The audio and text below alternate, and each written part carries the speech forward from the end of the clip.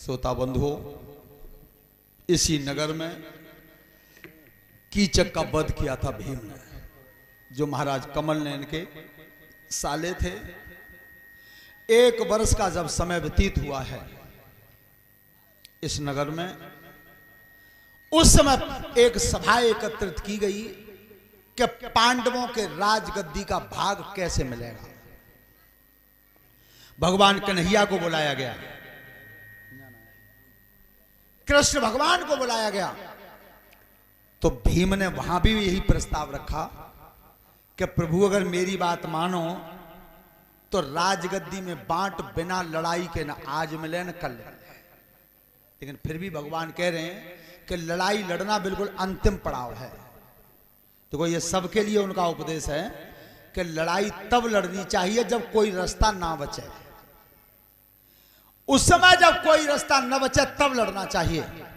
तो भगवान ने एक शांति दूत भेजा, दुर्योधन से कहा कि तुम राज्य का बंटवारा कर दो, लेकिन दूत को लौटा दिया। दुर्योधन ने मना कर दिया कि बंटवारा तो बहुत बड़ी बात है कि सुई की नोक के बराबर धरती नहीं दूंगा।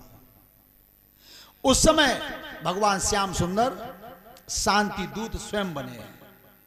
तो देखो, जिस पे भगवान ठाकुर जी कृपा करते हैं तो शांति दूत बन गए, उसके लिए दूत भी बन गए। लेकिन जब चले हस्तिनापुर को तो दुर्योधन को पता चल गया था कि आज कृष्ण आ रहे हैं। तो उस दुष्ट ने चाल कितनी चली कि 3 दिन पहले से राशन बंद कर दिया हस्तिनापुर में। किसी के घर भोजन नहीं बनेगा, भोजन बने तो केवल मेरे घर।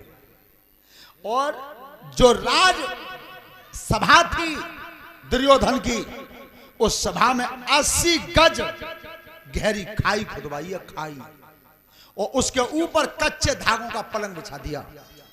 और दुर्योधन की यह नीत रही कि कृष्ण जैसे ही आमे जाई पलंग पर बैठा दो। और कृष्ण अगर खत्म है जाए तो पांडव कितनी देर रुके? असली मददगार तुझे ही है। श्रोता बंधु, जब भगवान चले उस समय मार्ग रोका द्रौपदी ने। कहां जा रहे हो? पांचाली में शांति का प्रस्ताव लेके जा रहा हूं कि अब झगड़ो न हो तो अच्छा है। महाराज शांति को दूत, शांति दूत बन के। लेकिन कन्हैया, मेरी उस बात को याद करो, क्या जिस समय सभा पूरी लग रही थी और दुशासन मुझे वस्त्रहीन कर रहा था, तो मैंने ये प्रण किया था कि दुशासन जब तक आज मेरे केस खुले हुए सर के, मैं ये केस उसी दिन बांधूंगी जिस दिन तेरे खून में भिजे, खून में धो दूंगी, उससे पहले केस नहीं बांधूंगी। तुम्हारा तुम जा रहे हो शांति को प्रस्ताव लेके और लड़ाई न भई तो फिर ये केस ऐसे ही रहेंगे, बनेंगे नहीं। भगवान की चिंता मत करो, तुम चाह रही हो ताई हम नहीं चाह, पर कोई भी दोष भगवान ने अपने ऊपर नहीं आने दिया। आज शांति दूत बन के चले हैं।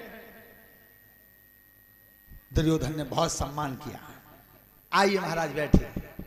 तो जो बा आसन में उंगरिया करी, ध्यान रखना, रामायण में गोस्वामी तुलसीदास जी लिख रहे हैं अरण्य कांड में कि भ्रकुट विलास सृष्ट ले होई और सपने संकट परे न किसोई, जाकी भौं को पलक हिल जावे तो पृथ्वी पंटा खा जाते हैं। और ताके लें और घात लगाए बैठा है, अज्ञानता है उसकी। तो जो उस आसन के लिए इशारा किया तुम्हारा यहां आ जाओ, भगवान ने की दुर्योधन तुम युवराज हो और राजगद्दी के मालिक बनने जा रहे हो, तो तुम इतना भी नहीं जानते कि गंगा पुत्र भीष्म, आचार्य द्रोण, कृपाचार्य जैसे महात्मा और विदुर जैसे संत जो नीचे आसनों पर बैठे हो, तुम वो बैठा रहो ऊंचे पे। ऐसा नहीं है, मैं वहीं बैठूंगा जहां जे सब बैठे हैं। तो उसी में बीच में जाकर के एक आसन पर भगवान बैठ गए, वो युक्ति फेल हो। अब दुर्योधन ने विचार करोगे जितो मामलो खत्म हो, अपने भवन को सूचना दी कि 56 प्रकार के भोजन बना देना, लेकिन सब जहर के हों। जहर का भोजन बनाए भगवान को। और तब कही तो चलो कन्हैया भोजन ही कर ले। दुर्योधन, तुम जानते हो दूसरे के घर पे भोजन कब करना चाहिए? दूसरे के घर पे भोजन कब करना चाहिए? या तो खिलाने वाले के हृदय में प्यार हो और क्या नौता आया हो। तो दुर्योधन नो तो तुमने दो ना है, प्यार तुम बोते मान बनाओ। भोजन तुम्हारे यहां नहीं खाऊंगा, आज का भोजन में विदुर महात्मा के यहां खाऊंगा। जो विदुर महात्मा में उंगली करी भगवान ने, विदुर महात्मा कहां पे गए भगवान जिकाबो आज। जैसे तैसे तो कन्हैया घर तक आ रहे हैं आज, और 3 रात राशन पानी बंद है, बिल्कुल चूल्हे में आग ना वही। भोजन मांगेंगे तो खवाएंगे कहां। और ध्यान रखना, जिसके घर पे कोई अतिथि हो और वो भोजन मांगे और वहां पे भोजन की व्यवस्था न हो, इससे बड़ा दुख से दुनिया में कोई नहीं। तो आज विदुर जी और पीछे कई दरवाजे थे और निकल गए और अपने भवन पर पहुंच के सुतपाते कही अपनी घरवाली थे कि सुनना रही कि बोलो फाटक बंद करो, फाटक बंद करो। अरे महाराज कुछ परेशान, कैसे कांप रहे हो? कछु मत पूछो सुतपा, आज वो परेशानी है कि ताको कोई निपटारो नहीं है, कैसे हूं, फाटक बंद करो। तो फाटक बंद किया। आज दोनों प्राणी और आंगन में बैठ के आसन बिछा के भजन कर रहे हैं, भजन कर रहे हैं। ध्यान रखना, ऐसा भजन विदुर जी ने किया कि सतयुग से लेकर के कलयुग तक आज तक किसी ने ऐसा भजन नहीं किया जो उस दिन विदुर जी ने किया। ऐसा भजन क्या था और ऐसी खास बात क्या थी कि ऐसा भजन आज तक किसी ने किया ही नहीं। तो सुनो क्या भजन किया है। भजन करे भीतर बाबा बाई, भजन करे भीतर बाबा बाई, भजन करे भीतर बाबा बाई।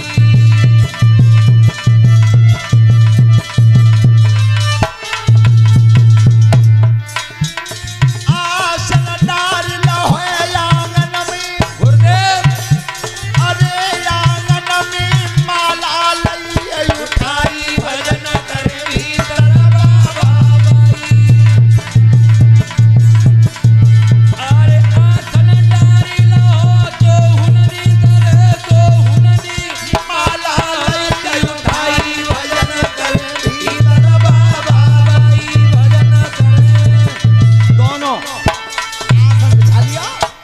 हाथ में पकड़ी और भजन कर रहे हैं। देखो भजन करते में कई गा रहे हैं, ये आज तक का उन्हें नहीं कही। दोनों बैठे आस लगामी, अरे आस लगामी आवे नहीं अधुराई, भजन करे भीतर बाबा बाई, भजन करी। अरे दोनों बैठे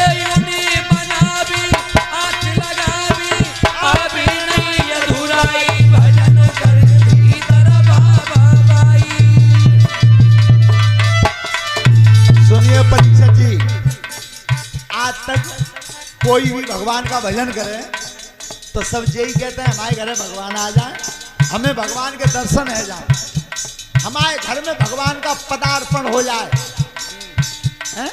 और आज विदुर जी क्या कह रहे हैं कि हे भगवान आज हमारे घर में भगवान नहीं आवी। आज तक काउ ना कही कि हमारे घर में भगवान नाम है, लेकिन आज विदुर जी कह रहे हैं कि हे भगवान आज हमारे घर में भगवान नहीं आवे। बस यही कह रहे थे। तब तक जिया तो हुनकी लगी रही रटना, लगाई रहे रटना, कुंदी आई बजाई, भजन करे भीतर बाबा बाई। अरे जिया तो हुनकी लगी रही रटना, लगाई रहे रटना, कुंदी आई बजाई, भजन करे भीतर बाबा बाई। उसी समय भगवान जी खड़े रह गए, उतर भगवान खड़े रह गए। कन्हैया बोले कि भीतर आवेगी ना कोई, नहीं महाराज ध्यान ना रहो, आ जा। अब ध्यान कौन है कि जे खाए मांगेंगे और घरे का छुएना है। चौक में आसन डाला तब कही चाचा पानी नहीं मिला सवेरे थे, भूख लग रही है। भगवान ने भूख का नाम लिया तो उस वृद्ध महात्मा के नेत्रों से आंसू गिरे। प्रभु कुछ नहीं, क्यों तुम क्या खा रहे हो? महाराज 3 दिन ते आंच बंदा चूल्हे की, तो तुम क्या खा रहे हो? महाराज 3 दिन पहले खिचड़ी बना के रख ली थी, बाई में इतने खा लेते हैं, पानी पी लेते हैं, तो बाई ये ले आओ। 3 दिन का बासी भोजन भगवान के सामने रखा। एक प्रमाण तो ये है, और दूसरा विद्वानों ने यह प्रमाण दिया कि भगवान के सामने विदुर जी केला लाए थे, फल केला। प्यार कितना रहा, भगवान इसी का तो भूखा है, झूठे बेर खा गया था वहां सबरी के। और यहां विदुर जी बाहर गए थे पानी भरने, और चाची का काम कर रही कि केला हाथ में लो और छीलो, तो वो भीतर वहां गूदा फेंके तो धरती पे, और केला के छिलका दे दे भगवान के मुंह में। ये है प्यार, इसे कहते हैं। तो जब भोजन किया, विश्राम किया, सवेरा हुआ, दरबार लगा दुर्योधन का। भगवान कन्हैया ने कही, दुर्योधन राज्य का बंटवारा कर दो, अन्यथा इतना बड़ा संग्राम होगा ना अब तक हुआ न कभी आगे होगा। दुर्योधन ने की, महाराज मैं राजगद्दी को बांटना नहीं चाहता, एक सुई के नोक के बराबर धरती नहीं दूंगा। तो भगवान कृष्ण बोले, तो युद्ध होगा, लड़ाई होगी। दुर्योधन ने की, महाराज एक बात बताओ, लड़ाई हो गई तो हमारे परिवार में हो गई, पर तुम एक तरफा पाट कैसे बजाते हो? सो अपने जवानों को आदेश कर दिया दुर्योधन ने कि पहले नहीं बांधो, बांधो। भगवान कन्हैया को बांधने के लिए दुर्योधन ने कहा, तो द्रोणाचार्य, कृपाचार्य, विदुर जी, भीष्म पितामह सभी कहने लगे, अरे दुष्ट, नाश की नींव तो यहीं थी, जमी थी, अब ही मान जा। लेकिन जैसे जवान बांधने के लिए चले, उसी समय भगवान ने विराट रूप दिखा दिया। वो रूप दिखाया जिसकी चमक से पूरे दरबार के नेत्र बंद हो गए, कोई नहीं देख पाया। जो महान पुरुष ही बैठे थे वो ही देख पाए थे, वो भी दिव्य दृष्टि से उसका आया।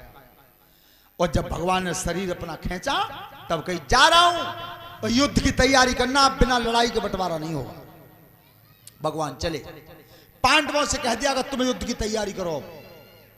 भगवान जब द्वारिका के लिए आए, और तब पांडवों ने और कौरवों ने अपने अपने पक्ष के वीरों को न्योता देना शुरू कर दिया। अब कहीं भीष्म ने कहा, दुर्योधन नातेदारी तो कृष्ण थे हुए, तो तुम नो तो उन्हें दिया।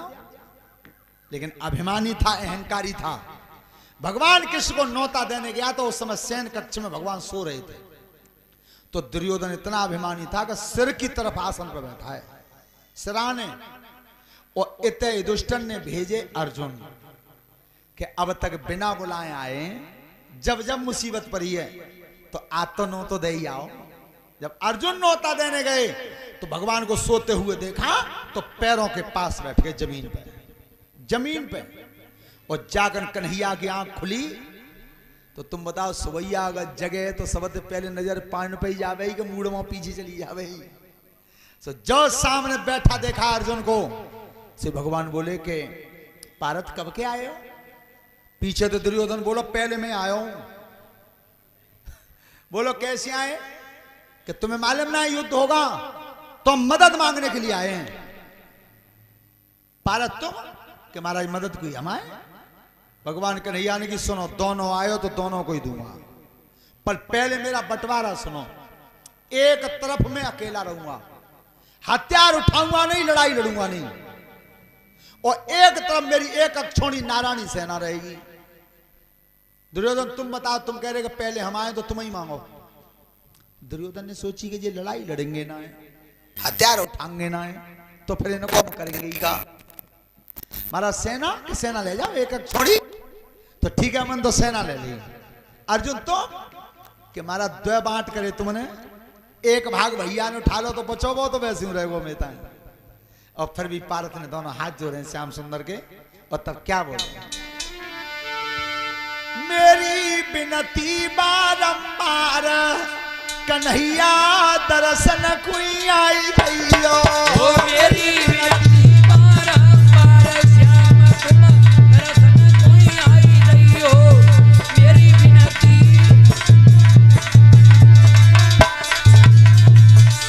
अरे आहा लड़ी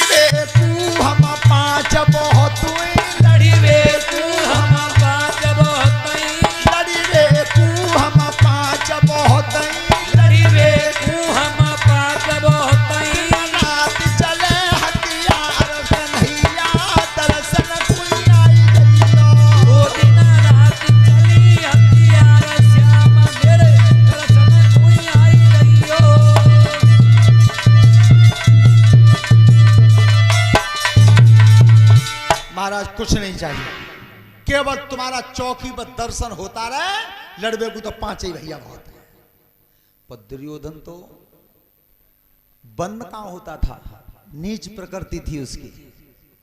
देखा है तुमने सज्जन पुरुष में नीच में अंतर क्या होता है। यज्ञपति महाराज तुमने देखिए बिजली के बल्ब हुआ बिजली जलाते हैं और पंख हुआ बिजली चलाते हैं। तो सज्जन पुरुष अगर हो और तुमने उनसे एक बार कह दी कि बंद हो जाओ, तो बिताई खन बंद हो जाएंगे। कैसे कि जैसे बल्ब को तुमने बटन ऑफ करो, बल्ब बंद, और पंखा को अगर तुमने ऑफ कर दो तो 100 चक्कर तो दे जावे वो। है वही परिस्थिति बिल्कुल। तो आज भगवान कन्हैया ने बंटवारा कर दिया है, चले गए। सेना जब इकट्ठी भई है तो ध्यान रखना, 9 अक्षौणी सेना तो पांडवों की तरफ आनी थी और 9 अक्षौणी दुर्योधन की तरफ आनी थी, लेकिन एक तरफ रह गई 7 अक्षौणी और एक तरफ हो गई 11। अंतर क्या पड़ा कि एक अक्षौणी सेना जो भगवान कृष्ण की थी वो पांडवों की तरफ जाती, बाद दुर्योधन मांग ले गया, और एक ही अक्षौणी सेना जो पांडवों के मामा थे सगे शल्य, वो शल्य एक अक्षौणी सेना लेकर के आया था, नकुल का सगा मामा था। और आओ पांडवन को लाए और गेल मैंने चार समोसा चाय ते खवाए थे दुर्योधन ने, खातिरदारी करती। सुबह ने बीच में ही पूछीगा जी राशन मेरे लिए किसने भिजवाया है, कि जवान बोलेगी दुर्योधन महाराज ने भिजवाया है। कि पांडवन ने नहीं भेजो, कि महाराज पांडवन ने ना भेजो, जितो त्याय तक खानो दुर्योधन की तरफ त्याओ है, बस मई तो सेना लेकर दुर्योधन वहां चलो। तो 2 अक्षौणी सेना इधर से कम हो गई और 2 उधर बढ़ गई, और जाकर जगह का नौता लगा। वो जगह कौन सी थी, वो स्थान था कुरुक्षेत्र। कुरुक्षेत्र, ये कुरुक्षेत्र मैदान ही क्यों चुना गया था, परशुराम ने जब 21 बार क्षत्रियों से विहीन किया था धरती को, तो परशुराम ने जाई कुरुक्षेत्र के मैदान में खून के 7 कुंड बनाए थे, 7 कुंड, उन वीरों को मार मार के। तो इस धरती को जो खंड था कुरुक्षेत्र, इसे मोह नहीं रहा, निर्मोही जगह बन गई थी। इसलिए भीष्म पितामह ने विचार किया कि जब परिवार में युद्ध होगा तो मरेंगे तो जरूर, तो कुरुक्षेत्र का ही स्थान रखा। दूसरी बात, इस कुरुक्षेत्र के ऊपर जब फागुन के महीना में रसियाई भजन गाए जाते हैं, तो कुरुक्षेत्र पे एक साखी गाते हैं विद्वान लोग। कौन सी? जाके अरे घर धरो हर को सारे, जाके धरई धरो है हर को साधु, जाके धरई धरो है हर को साधु। अरे बछड़ा तो गहू के पेटा में, जाके धरई धरो है हर को साधु, जाके धरई धरो है हर को साधु। अरे बछड़ा तो गहू के जाके घर ही धरो हर को साज रे बछड़ाए गहू के पेट में। क्यों? कि राजा कुरु जो थे इस धरती को अपने हाथों से बैलों से जोतते थे। महाभारत का जो युद्ध हुआ था, बीच में जहां जैतखंभ गाड़ा गया था, वहां से 40 मील चौतरफा, काउ दिशा को चले जाओ 40 मील, इतने बीच में युद्ध हुआ था। तो कुरु महाराज इस धरती को जोतते थे, तो देवता ऊपर से निरीक्षण करते थे। उस समय 90 लड़वैया, कुरु जब धरती को जोतते थे तो देवता विचार करते थे क्या इस भूखंड पर एक दिन महान संग्राम होगा, तब न वे लड़वैयाएं, न वे हथियारें, न वे हाथी, न घोड़ाएं, तात पहले ही। तो श्रोता बंधु सब वीर जब कुरुक्षेत्र में आ रहे थे, 7 अक्षौणी सेना पांडवों की थी और 11 अक्षौणी सेना दुर्योधन की थी। जब दोनों दल इकट्ठे हुए हैं कुरुक्षेत्र में, भगवान कन्हैया नंद घोष रथ हाँक रहे थे अर्जुन का, और तब पारथ ने कही, प्रभु अब थोड़ी देर के लिए मेरा रथ दोनों दलों के बीच में खड़ा कर दो, जिससे मैं ये देखना चाहता हूं कि मुझे लड़ना किन किन से, किन किन से मेरा सामना होगा। तो आज भगवान ने वो रथ जब बीच में खड़ा किया है श्रोता बंधुओं, तो पारथ ने कौरवों की सेना पर नजर डाली, और नजर डाली तो दिखा क्या है, अरे पहले रथ पे नजर करी जय दीख गए ब्रह्मचारी रे,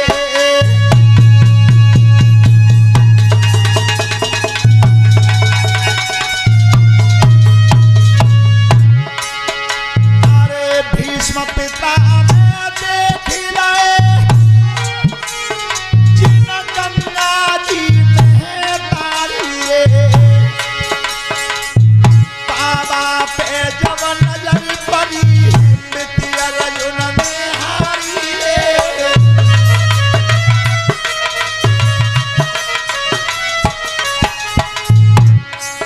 अरे जय भीष्म बाबा मेरे जिननी मोई को दखिलाओ है, और ताई मार रे खेतन में तू धनुष हाथ में लाओ है।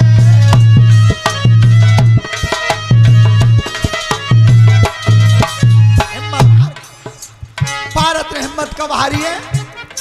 क्या जिस समय भीष्म पितामह पर नजर पड़िएगा, जब बेई बाबा तो है जिनमें वो गोद में खिलाओ है, और जिस समय मैं इनके शरीर पर चढ़ के मलमूत्र भी त्याग करता था, और तब भी इन्होंने एक चाटा नहीं मारा मुझ में, और आज है अर्जुन बाई बाबा को तू धनुष्मान हाथ में लेकर के मारने आया है, हिम्मत हार गया। और दूसरे रथ पर जब नजर करी क्या,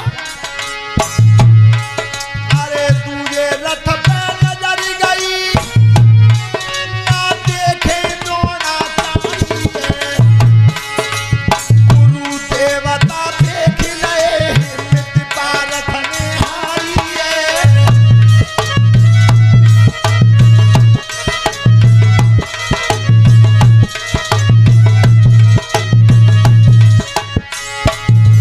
अरे द्रोणाचार्य गुरु मेरे जिननी मोई ज्ञान सिखाओ है, और भाई गुरु के पथ में तू धनुष हाथ में।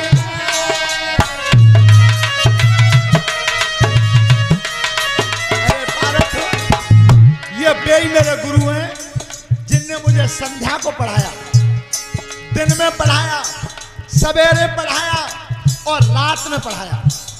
आज जिस गुरु ने तुझे विद्या दी है, आगे तू जब नजर गई और देखे सवारे भैया आए, और दुर्योधन को कुटुम लखो सोई कर गो हाय हाय भैया आए।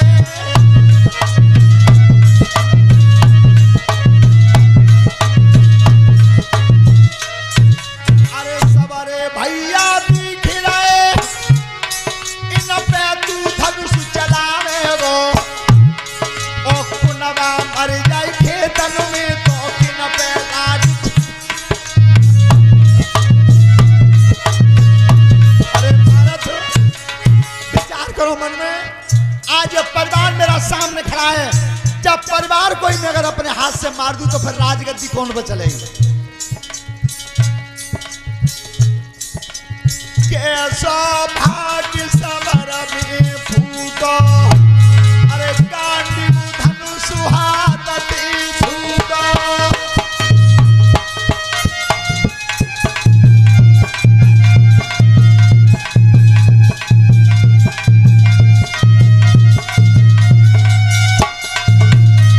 उसी समय गांडीव धनुष हाथ से छूट गया, काया शिथिल हो गई, और तब अर्जुन रथ से नीचे उतरे और भगवान कन्हैया के हाथ जोड़े हैं दोनों। प्रभु मेरी एक विनती है तुमसे। कौन सी? अरे रथ को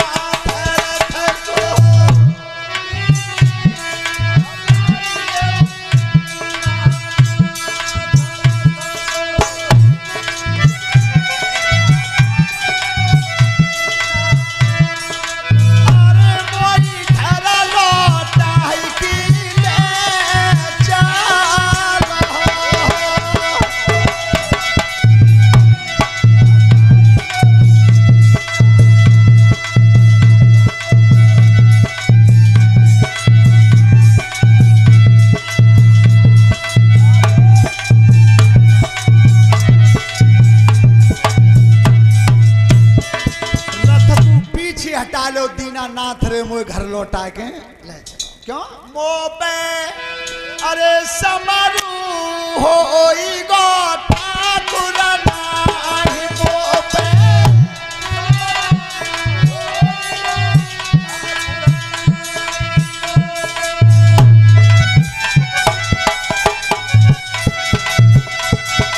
अरे सब राजू कोहर बनू दे जा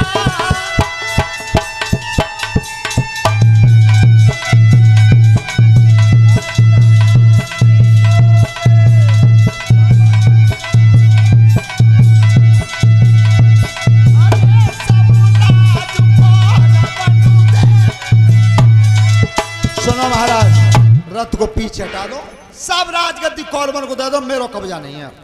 भगवान कन्हैया ने की बिगड़गो के कितनी मेहनत करके तो यहां तक ला पाए और 100 हथियार फेंक दिया अर्जुन ने। उस समय गीता का उपदेश दिया भगवान कृष्ण ने, यदा यदा हि धर्मस्य ग्लानिर्भवति भारत अभ्युत्थानम धर्मस्य तदात्मानं सृजाम्यहम् परित्राणाय साधूनां विनाशाय च दुष्कृतां धर्म संस्थापनार्थाय संभवामि युगे युगे। हे अर्जुन, जब जब हर युग में धर्म की हानि हुई है और तब तब पापियों को मिटाने के लिए, धर्म का उत्थान करने के लिए मेरा अवतार होता है। जिन्हें तू जिंदे मानो जे तो मरे भाई पहले ही थे।